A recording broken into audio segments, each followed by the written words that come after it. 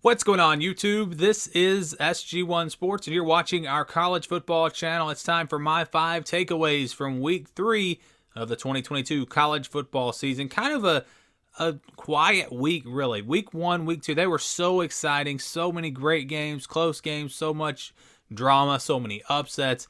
Those first 2 weeks were awesome. Week 3, it was a good week. Still had some good games, but a little bit quieter. Several games that we thought were going to be big games and close games turned into blowouts, or at least games that weren't super competitive.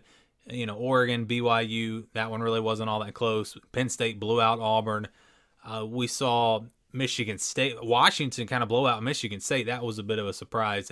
Not that Washington won, but that game wasn't really close. LSU Mississippi State was a really good game, but then as we got later in the second half, LSU kind of pulled away. So we didn't see a lot of drama. I mean, there was still some, of course, the Hail Mary by Appalachian State to beat Troy. What a crazy finish. Didn't see that live because I don't get ESPN+, but I think we all saw the replay to that one.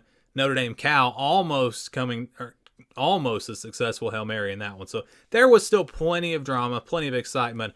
But compared to Week 1 and compared to Week 2, this was a little bit of a quieter week. Let's get into my takeaways, though, trying to look at the 5 things that will affect the big picture of college football, the 5 new takeaways for me. And let's start it off with Oregon and Washington. They both look like contenders in the Pac-12. We didn't know about Oregon after the Georgia game, thought that maybe this team was overrated, really just not that good. I think Georgia is just that good. We'll talk about Georgia in just a second, but Oregon proved that they are a contender in the Pac-12. They are the team that I thought they were going to be, that most people thought they were going to be. Yeah, you've got USC, you've got Utah, but Oregon, I think, has now entered back into that conversation. And I think Washington has not back in, but for the first time, we now look at Washington potentially as a contender. Now, they were one of my surprise teams in the Pac-12 this year.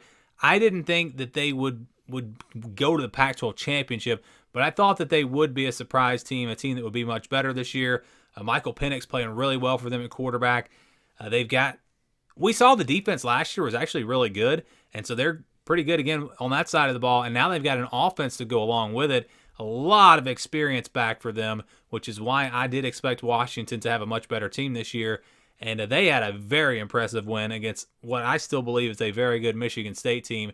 So all of a sudden, Oregon and Washington enter into that conversation, along with USC and Utah. And there may be some other teams. I mean, Oregon State, they have not lost a game. Let's not count them out. Washington State is still unbeaten.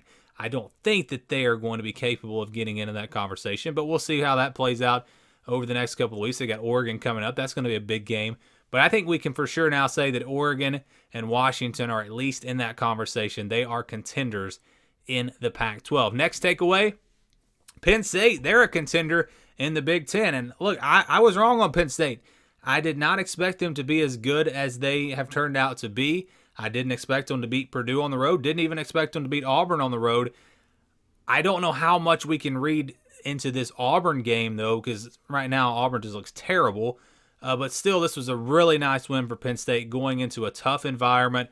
They pretty much put the crowd out of this game. And it's really all about Sean Clifford. So I've seen him look pretty good at times, and I've seen him look awful at times. It seems like we're getting the good version of Sean Clifford this year. Another year with his offensive coordinator. I think it's all coming together. This team is young, but they're talented, and we saw that a young talent can win. I mean, Texas A&M, look at what they did to Miami. That's a young Texas A&M team, but they were able to win that game. Penn State does have the talent. They've got a lot of athletes. They're very, very skilled team.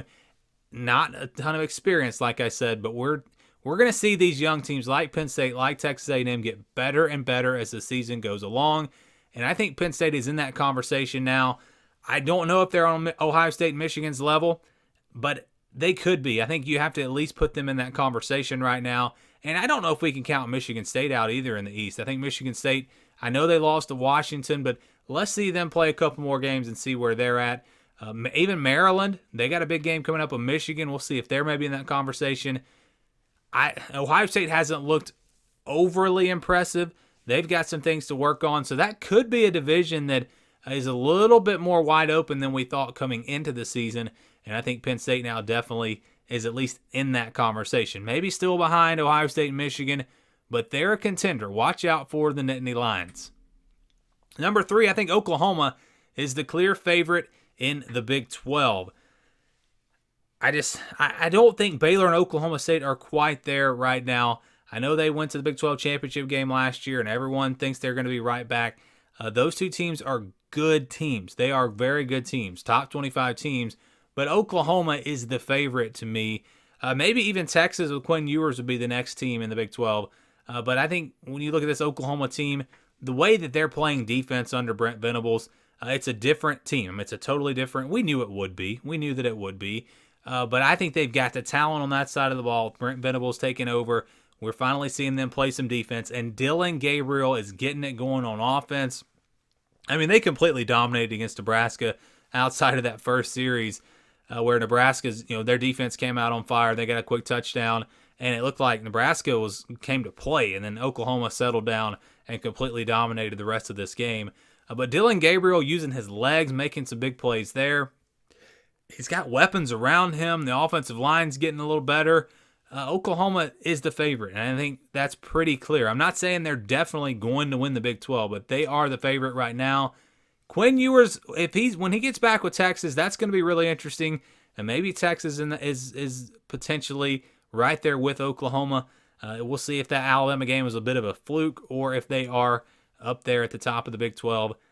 They came, the second half played pretty well against UTSA. Started a little slow, but Texas will be interesting as well.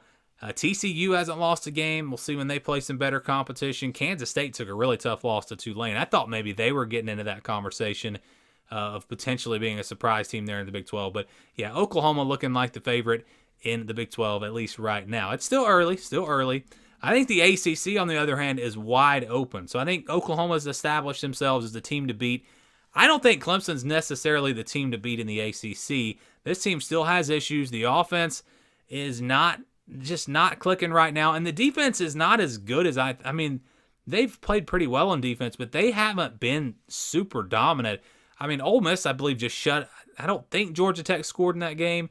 I'm trying to remember if maybe they got a field goal or something, but Ole Miss actually played better defense against Georgia Tech than Clemson did. It's just Georgia Tech's not very good.